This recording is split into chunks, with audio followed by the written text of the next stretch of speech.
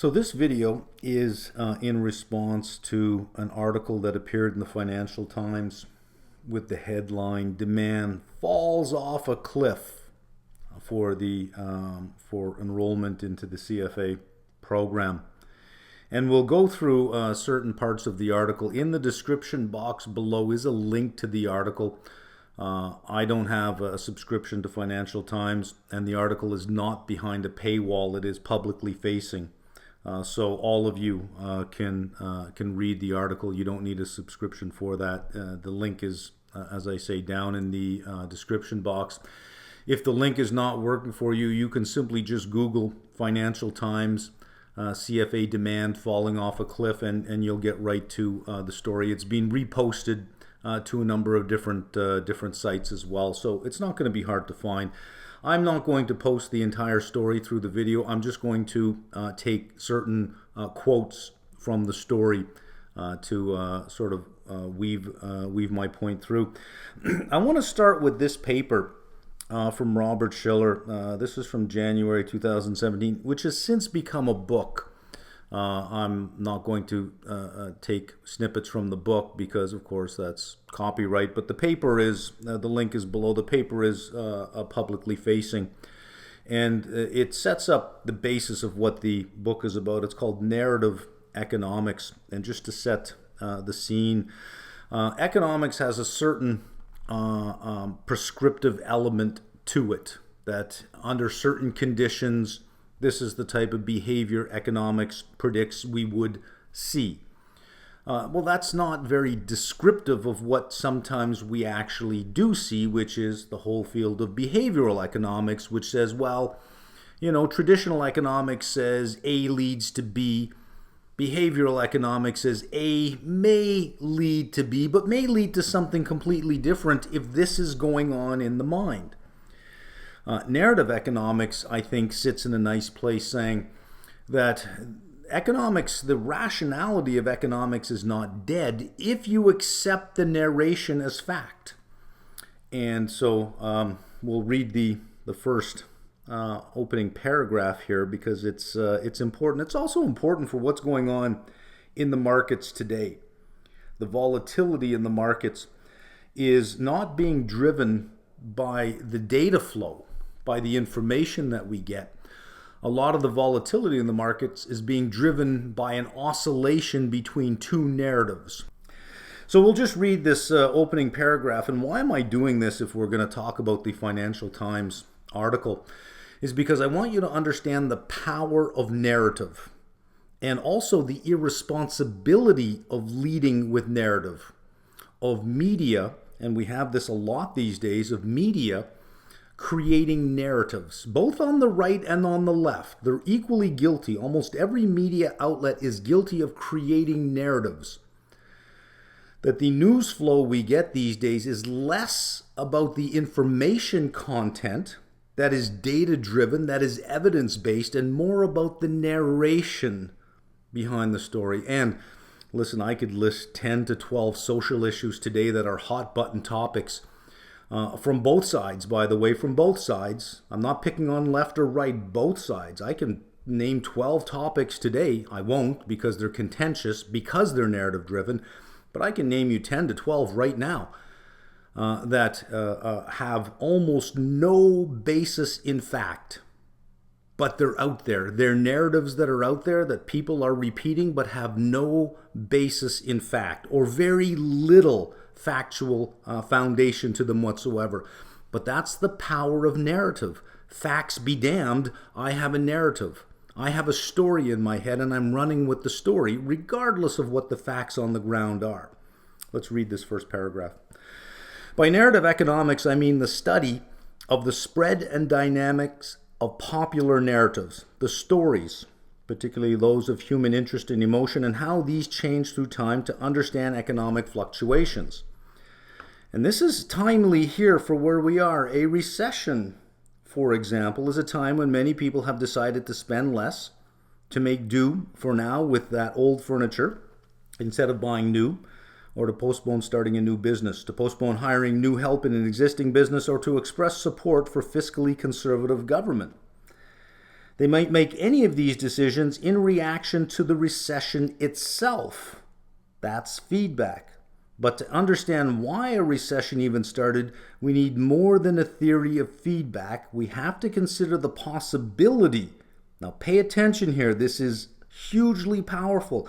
We have to consider the possibility that sometimes the dominant reason why a recession is severe is related to the prevalence and vividness of certain stories, not the purely economic feedback or multipliers that economists love to model. That the narrative itself can create the very conditions that the narrative is describing. That the facts on the ground didn't contribute as much to the future condition as the narrative itself. That the narrative, if we take the narrative and the assumptions of the narrative as fact, it may then change our behavior, thereby creating the very narrative that started it. Which is a huge responsibility for media outlets to have. A responsibility that more and more is being abused because there are consequences to a narrative. There are people who get hurt, institutions that get hurt, depending on what the narrative is. And it is irresponsible for media outlets to be repeating narratives or to be pushing a narrative without it being evidence-based, purely because the narrative is what sells now, not the facts. We're seeing this in a lot of the media today. Bloomberg is sort of my go-to channel for financial news, only because it's embedded in the trading platform I have. But throughout the day, some days, they are absolutely guilty of pushing this narrative of stagflation, stagflation, stagflation. And it is irresponsible. As opposed to being evidence-based and fact-based and saying, well, let's look at the evidence. What evidence do we have? So, with that in mind, let's read the story from the Financial Times and remember this idea of the narrative. Let's start with the title. Demand falls off cliff for CFA Financial Analyst qualification. That title is designed for you to click on. I'm going to present another equally true headline that the authors must be aware of as well, but have chosen not to use, but have chosen to use this one because today a lot of media is about getting people to click. You gotta get them to click. I don't think I'm saying anything shocking here. How many of you been on YouTube and seen the title of a video and seen the thumbnail of a video and said, oh, I gotta see that? And the video has almost nothing to do with the title and almost nothing to do with the thumbnail. It's just to get you to click. Well, with print, you're going to have something that backs this up. So we'll see exactly where they're getting this idea that demand falls off a cliff for the analyst qualification. That's the story headline. Here is the opening paragraph, and within this opening paragraph, I'm going to make a distinction between journalism and sensationalism. A professional qualification, and by the way, if you want the story, like I say, the link is right below. You can put the story up on the screen and you can read along on the actual story from Financial Times directly. A professional qualification known as the hardest exam in finance is falling out of fashion. Falling off a cliff, falling out of fashion with applicants for the Chartered Financial Analyst program running well below pre-coronavirus pandemic levels for a third consecutive year. So the author in the opening paragraph is going from lower enrollment equals falling out of fashion. Well, that means housing in the US must be falling out of fashion. Because housing sales have not rebounded to pre-pandemic levels, but we're inventory constrained. There is a lack of inventory. Sales for the amount of inventory are quite robust and prices keep rising, and the average number of days on the market is really short. But if I'm just going to look at demand as evidence of falling out of fashion, so many things are falling out of fashion if that's what I'm going to do. Lower enrollment. This is an evidence-based statement, meaning it's true.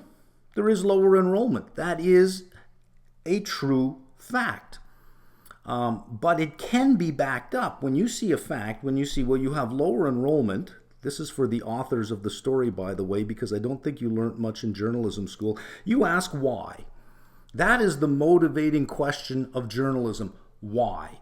You follow the story from the facts. Where the facts lead you, that's the story. This is not a fact. Falling out of fashion. Where do you have the evidence that it's falling out of fashion? But for lower enrollment, you can find evidence. You ask the question why? Well, Eastern Europe is offline. Russia has been sanctioned. Ukraine has been canceled. The surrounding countries have had an effect as well, a spillover effect to the surrounding countries. You are aware, authors, the two authors, you are aware that there is something going on in Europe, right? You did ask the question of how that affected enrollment, right? I'm sure you did. I'm sure you did. Or maybe you didn't. China lockdowns. You are aware of China's zero COVID policy, right? Financial Times. I am imagining that you would be aware of some economic event like a lockdown of a major city in China. Yes, you did ask that question, right? What effect does the China lockdowns have? I'm sure you did. Inflation. With prices rising all over the place, there may be some at the margins that decide that this is just a step too far at this point in time. You did ask that question, right? You did look at the effect of inflation on purchasing decisions. You did correlate the effect of inflation on the decision to pursue accreditation. You have done that, right? I mean, you did look at that. That's stuff that you could look up, right? That's part of journalism. You did that, right? I'm sure you did. Market volatility. If you have a job right now in the finance industry, it's all hands on deck. Especially now, it's all hands on deck. And I've heard this firsthand from candidates who have passed an exam and said, well, there's no time right now with my job. It's just crazy. When the markets are this volatile, nobody's getting any time off. It's all hands on deck. Well, that's going to affect enrollment. But I'm sure you asked that question. I'm sure with the why you said, oh, well, there's this, there's this, there's this, there's this, there's this. I'm sure you did. I'm sure you did. And that's how you get to the conclusion, well, it must be falling out of fashion. This is a narrative-based statement. You see, this down here is journalism based on information and truthfulness. This is based on sensationalism. I need you to click. Falling off a cliff, falling out of fashion. I need to be sensational because I need viewership. I need clicks. That's what journalism, that's what the media is about these days. It's less about journalism and more about sensationalism. So right away, we can look at this title and say, well, come on. This title is designed not to fill me with information, but is designed for me to click on it. This statement here is falling out of fashion, is an editorial statement. The author is inserting themselves into the story, which if they had gone to any journalism school that would have mattered, at least not in the last 10 years, but before that, they would have learned that journalism is not editorializing. You do not insert yourself into the story. However, in the past 10 years or so, a lot of journalism schools and a lot of media outlets have sort of taken a turn. And they're saying, look, information, truthfulness, that's not enough. We must be agents of change. Agents of change. Well, change for who? Whose change? Whose opinion of change? So now almost all stories are written with a heavy dose of editorializing. There is no evidence for this statement falling out of fashion. There is evidence for lower enrollment. You ask why. But to go from lower enrollment to falling out of fashion is intellectual laziness. And this is unfortunately what we have with these two authors. As we go through the story, we'll see how absolutely lazy they are. And then we can ask the question, do we call these people journalists or would we call them sensationalists? So as you're reading the story, you'll find that it centers around two individuals. One, an unnamed individual, which they just referred to as one senior CFA Institute staff member, and the CEO, Margaret Franklin, who is presenting the facts. So to say that the story doesn't present the facts is not entirely true. It does. But the dominant theme of the story is this unnamed person who is speaking hyperbolically. And the authors take no pains whatsoever to fact check this statement. They present it as it is. When you walk away from reading this story, most people are walking away from it going, wow, demand is falling off a cliff. The CFA is kind of passé. Nobody wants it anymore. Employers don't really care. You walk away with that. And the facts are sort of the background part of the story. But this is brought forward. And let's just see how irresponsible this story actually is. One senior CFA Institute staff member said the high workload, well, yeah, it's a high workload. That's a feature, not a bug. Of course it has a high workload. What would be the point of it having a low workload? Hey, should I get the CFA charter? Yeah, it's super easy to get. There's hardly anything to do. Well, what would be the point then? What would be the point? It should be hard to get. It should be difficult. It should be challenging. Then it's a badge of honor. Other than that, what's the point? It's like going to a school, and I'm speaking to one of the journalists here, it's like going to a school that lets everybody in. Where's the pride in that, right?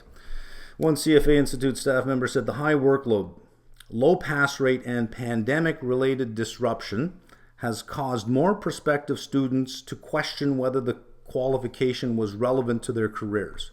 Oh, hold on a second here.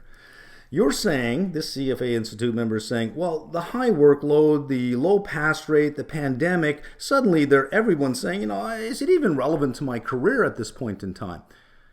You're concluding something that I don't see any evidence for. If I were the reporter, the journalist, and I'm speaking to the two writers of this article, pay up because you're in a classroom now and I'm giving you a lecture on how you can do your jobs better, I would have said immediately, what evidence do you have of this?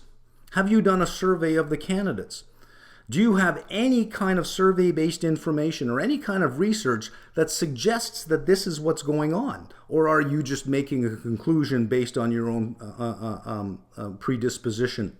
Is this your own best guess? Is this your own bias going on? Or as a journalist, you always ask why until you get to the final fact that is indisputable. Now you have something. But okay, they let this pass. This is the more troubling part, is this whole quote. With no evidence provided, and I'm absolutely certain no evidence asked for, because it became the story. The quote, with no evidence, no search for evidence, no attempt to get evidence, became the story. Demand is falling off a cliff. There's my headline, falling off a cliff. Excellent, I'm glad he said that. People today, beware of statements that include everybody. People today are turned off by studying for long hours for an exam with low pass rate that is only valued by employers when they apply for a job. What evidence do you have of that? Did you contact any employer? Did you get them to comment on that statement? Did you even ask any employer to comment on that? Here's somebody saying, employers only value it when they apply for a job. If I were a journalist, I'd be writing a note down saying, okay, let's contact a few employers. Clearly these people are in London. I'm not sure if you're aware, Financial Times reporters, that London is a financial center. It would have been super duper easy to pick up the phone, Financial Times, and call a contact in one of these financial institutions, which I'm sure you have, Financial Times, and ask them, hey, listen, we had somebody say this statement. Is this true? Did you get that? Did you do that? Because I don't see any evidence presented of this. You just took this person's statement and said, let's print that. And is irrelevant thereafter. Where's your evidence of that? Again, did you ask anybody at all? The vast majority of my audience are charter candidates or charter holders. Many of them are already employed in organizations. Many of them had their exam fees sponsored by the organization they work for. That doesn't sound like organizations think it's irrelevant thereafter. Many of our candidates have been employed for years before they even began the charter, encouraged to do it by their peer group at the organization they work for. That doesn't sound like it's irrelevant. That doesn't sound like it's valued by employers only to apply for a job and then irrelevant thereafter. Now think about that. An employer saying, oh, we want to see this on the resume, but it's pretty much irrelevant. Does that even sound logical to you? I, as a reporter, as a journalist, would say, this guy or this person who's saying this sounds like they got an axe to grind, because this is an inconsistent statement. Employers want to see it on the resume for you to get a job, but they don't give a shit about it. They don't give a shit about it after.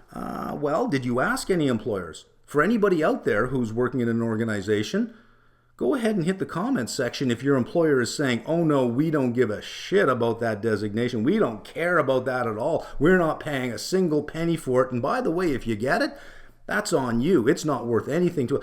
Tell me, are there organizations out here doing this? Or are they being promoted? As far as I know, and we see it on our site a lot, that when a candidate registers, they have one name for their account, but a completely different name on the credit card. And that gets flagged on our system as potential fraud. But we find the credit card, oftentimes, most of the time, the credit card is a company card, that the company is paying for it. Well, it doesn't sound like that's irrelevant thereafter, the staff member said. The CFA Institute has not kept up with current learning practices. Give me an example. That's what I would have said. Can you give me an example of that? What evidence do you have of that statement? That's how you do journalism. You would ask those kind of things. I'm sure you did. I'm sure you did. I'm sure you did. Gen Z want to gain knowledge and skills to do their current job and less structured courses. So making a big, broad statement about an entire generation. What evidence do you have that this is true? Now, one thing we can say about Gen Z is they are a smaller generation than the millennial generation. So if you have demand for the charter, and it had been growing over the years, if demand was growing over the years, your generations were also growing bigger over the years as well. Well, a challenge here is that Gen Z is now a smaller generation, so would that account for some of the drop in demand? You know, that's a big demographic feature that is part of economics, Financial Times. You did consider that, right? In your sensational story, in your narrative. I'm not going to call it journalism because it is the furthest thing from journalism. No evidence presented, and I'm going to make the assumption that none was asked for. None was asked for. Maybe it's a function of the school that you went to. The quote itself became the story. The quote itself is full of extreme language and hyperbolic language.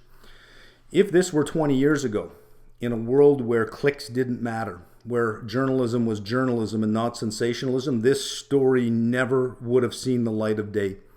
It would have been desk rejected by the editor immediately. This quote would have been singled out saying, where's the facts? You need some facts. You need some evidence for this. I can't print this. This is garbage. And that's exactly the words that would have been used. It's garbage. Now, one senior CFA Institute staff member said all of this stuff. I'm skeptical. I'll tell you why. I've had conversations with a lot of senior members at CFAI. Not Margaret Franklin. I haven't spoken with her, but I would like to. So, if she's listening, give me a call sometime. I got nothing going on this weekend. Actually, you don't have my number, but ask around. A lot of people have my email address. Just send me an email and, let's get together. Anyways, let's get back to this. I've spoken to a lot of senior members at CFAI. Not one of them is even the slightest bit critical, and I'm critical. If you've listened to me in other places or if you've seen some of my other postings, I am critical sometimes very critical. And I'm critical with them. I'll tell them when I don't like something, and they defend. I've yet to come across one that kind of rolls their eyes and says, yeah, I know, it's kind of a shit show over here. Not one. In fact, I spoke with one that was part of the layoffs that happened during the pandemic. There was a story out about that CFAI is laying people off in the middle of a pandemic. That's not quite true. Yes, those two events happened together. People lost their jobs and there was a pandemic going on. But the truth was, because I was critical about that with this person who had lost their job as well, I said, well, I disagree with that altogether. And the person came to the defense of the Institute and said, look, the jobs that were eliminated were going to be redundancies anyways as soon as they moved to computer-based testing.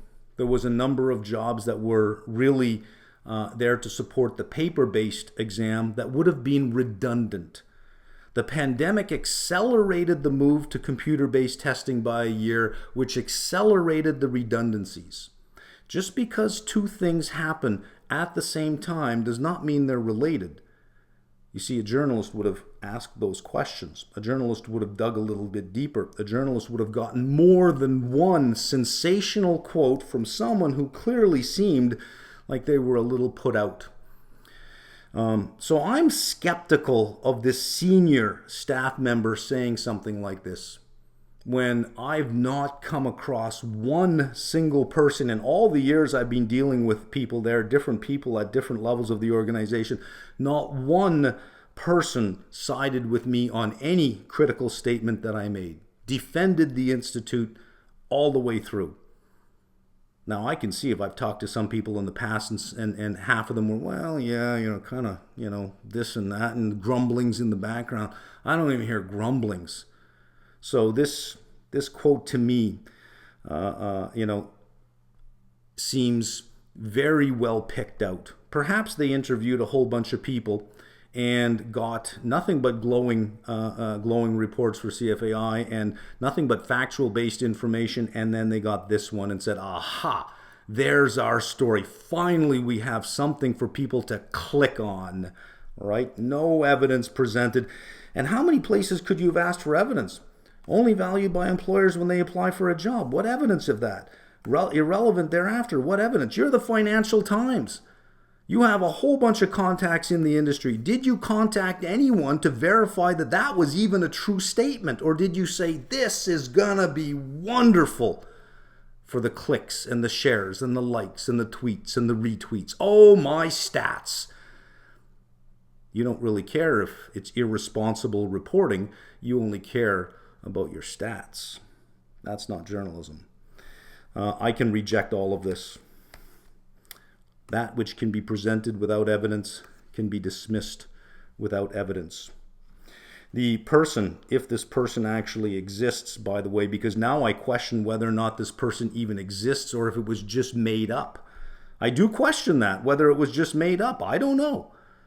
I don't know if it was made up because there is no evidence presented about it. There's no attempt to even see if those statements were even remotely true.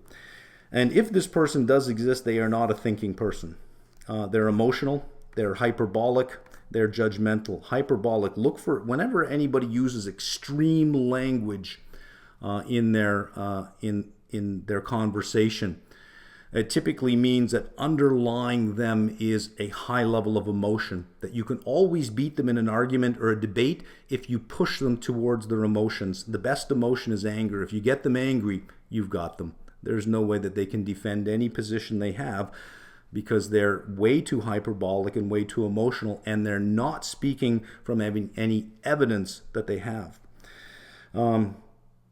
This type of quote would not be acceptable to any journalist. Any journalist, it would be an unacceptable quote, but is highly desirable if you're a sensationalist instead and less of a journalist. In fact, you're not a journalist. You have no journalistic integrity. You're not guided by the facts or by evidence. You're looking for sensational statements. You're a sensationalist. You're not a journalist. All right, let's look at some more fact-based statements that could have become the story but didn't because, well, it's just not going to get as much readership. People don't want to read the facts. They want to read an opinion, a sensational opinion. In the year, by the way, the CFAI's fiscal year, just to make this flow a little bit better, is August 31st. In the year to August 2019, about 160, close to 161,000 candidates took the level 1 exams. This dropped to 73,000 in the following year when the pandemic forced the Institute to scrap written exams and written exam schedule for June 20th. Well, yeah, most countries went into lockdown. These centers were simply just, you could not get 3,000 people into a testing center. It wasn't going to happen. I'm here in Canada, and the big testing center up in Toronto at the International Center and the Congress Centers, 5,000 people. It wasn't going to happen. It just simply wasn't going to happen. And this happened in early April of 2020. There was no time to make any kind of arrangements to move to computer-based testing because the number of centers that you needed, you simply couldn't get it done. Yeah, okay, so it was canceled. In the year to August 2021, 125,000 students took the exams after the Institute switched from written to online tests from February 2021. So here's your headline. 71% here. Applicants for level 1 of the CFA program jumped 71% from pandemic lows. That doesn't sound like demand falling off a cliff. That doesn't sound like the charter falling out of fashion. Applicants jumped 71% from pandemic lows. And by the way, I'm going to throw the word coveted in front of the CFA program, and you're going to see on the next screen where I get the word coveted from. Applicants for level 1 CFA program jump 71%. That, by the way, if you have something like this, there's your headline. There's a factual headline. But it's not going to get the clicks that you want. It's not going to get the readership that you want because demand for everything jumped from pandemic lows. So it's not that exciting a story. It's not going to be good for me as the writer. Sure, it's true, but it's not going to be good for me. I need something more. In the current fiscal year, which ends August, clearly we're not at August yet. There is a level 1 exam in August. Just over 93,000 students have taken the level 1 exams. But Franklin says lockdowns in China had led to a high number of candidates canceling or deferring tests scheduled for May. And again, for the two reporters for the Financial Times, you are aware that there is a war going on in Eastern Europe, right? You are aware that Russia and Ukraine are offline that would have affected the May exams. You are aware of that. I know you are, but you've decided to conveniently also eliminate that sentence or not even include that sentence saying, of course, we have to consider the effect of the war. And then I, as a journalist, would have said, the effect of the war, it is really far-reaching. There's another story that I have here as well. That the Institute has seen a 71% jump from pandemic lows. The headwinds that they're facing, the China lockdowns, they have a war in eastern Ukraine and concentrated in eastern Ukraine and Russia. Russia's completely offline. There's something there. The effect of the war is affecting even that. There's a story. Financial Times. Get it? Do you see where I'm going with this, Financial Times? The story that you wrote had nothing to do with the reason for your publication existing, by the way. And by the way, this 93,000 doesn't even include August yet because the year end is August. This is a year end number. That's a year end number. That's a year end number. This is a mid-year number. And to be able to say, oh, you went from 160 down to 93, you haven't recovered the 160 yet. Well, hold on a second here. That doesn't even include August yet. You'd have to back out in this one from last year. You'd have to back out the August from that one last year. This is simply not comparable. You haven't included the August. The year ends in August. You haven't considered Russia. You haven't considered Ukraine. The question I would have asked is what impact? What impact do you feel the lack of Russia and Ukraine had? And of course, the Institute can answer that because they have stats from every city that you register from every region, from every country. They could have told you very quickly the impact it had on this 93. They could have also if you had asked the question. They could have also told you what the level 1 enrollment currently was for August. They could have given you a projection, so you could have adjusted your number. Everyone listening is either a candidate or a charter holder. We adjust numbers all the time. You take company reports and then you adjust numbers. You would adjust that number unless it didn't support the story you were trying to tell. Then you could be intellectually dishonest, journalistically dishonest, and say, I'm just going to put that number down. I'm not even going to mention this stuff at all. I'm not even going to mention this stuff at all. I'm not even going to bother with comparability. I'm just going to present that number. Okay, here's another quote from Margaret Franklin. Beijing's zero COVID policy means that we expect more disruptions over the next 6 to 9 months. Some guidance. If a company said that, we would say the company is offering guidance. But India is already back to pre-pandemic levels. From this, I would have said, well, look at this. This is interesting, the difference between China and India. Could these lockdowns in China be having a negative consequence on economic activity globally?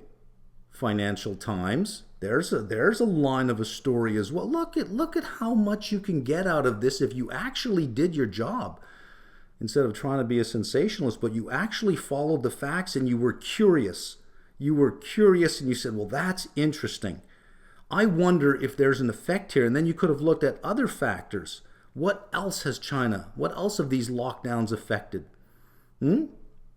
What effect could this possibly have on inflation, perhaps? What effect could it have on economic growth globally? These are canaries in the coal mine, and you missed them completely. And by the way, if you're reading the story, you'll notice that they have a recommended story at the bottom after they do a hit job, and they trash it based on their lack of journalistic integrity, based on their lack of ability to actually do their job. Their marketing company says, well, let's cross-promote. Here's a nice story. Young women wanted young women to study for the coveted CFA charter. Oh, now it's coveted, right? Poor cross-promotion, poor marketing, poor marketing. One of the quotes that quote earlier from the CFA Institute member said, Gen Z just doesn't want to learn anything unless they have to and only when they want to. Perhaps this is what's going on with the marketing person, is they are Gen Z and just didn't bother learning anything and figured, well, I'll just learn it when I need it. How do you even recognize when you need to learn something? Well, marketing guy or person, there you go. Poor product placement. Let's trash the CFA charter. Hey, and why don't you link over to a story that talks about how coveted this charter is? Unbelievable. Here are the two authors. So I've gone ahead and I've changed their title. Attractamuni. It's an interesting name, though. I gotta say, I kind of like the name Attractamuni. It almost sounds, for Financial Times, attracting money, Attractamuni. It's like, is that a real one? Is that a real name, or is that your screen name? Investment correspondent. Well, let's just get rid of correspondent. You're an investment sensationalist. And Chris Flood is an asset management reporter. Well, you haven't earned the title reporter. You're an asset management sensationalist. The terms correspondent and reporter are reserved for real journalists. You're not allowed to use them. If at some point you decide to move to evidence-based and fact-based reporting, you can have those titles back. Until then, you are sensationalists.